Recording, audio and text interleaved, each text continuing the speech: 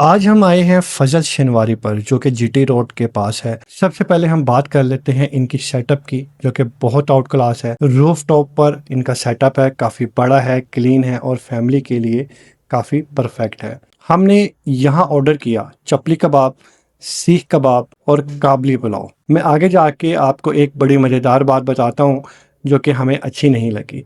सबसे पहले हम बात करते हैं इनकी चपली कबाब की, जो कि बहुत आउट क्लास है, भाई मज़ा आ गया। उसके बाद बात करते हैं सीख कबाब की, जो कि लाजवाब थे और बहुत मज़ा आया। लेकिन अब हम बात करते हैं काबली पुलाव की, जो कि सच बताऊं जरा भी मज़ा नहीं आया। कोई बादाम नहीं था, प्रॉपर क्वांटिटी मुझे तो फील नहीं हुई और रेट भी 1300 रुपये, बहुत महंगा था। ना कोई खास टेस्ट और हैरान कुन बात, बादाम तो एक भी नहीं था, जो कि आमतौर पर काबली पुलाव में होते हैं। ऊपर से क्वांटिटी भी सेटिस्फाई नहीं कर रही थी। हमने इनके मैनेजर से रिक्वेस्ट की कि इसको मजीद बेहतर करें, टेस्ट भी और क्वांटिटी भी। वैसे आज हम 3 लोग थे, अशफाक साहब थे, उस्मान साहब थे, लेकिन तीनों को इतना कोई खास मज़ा नहीं आया इस बार।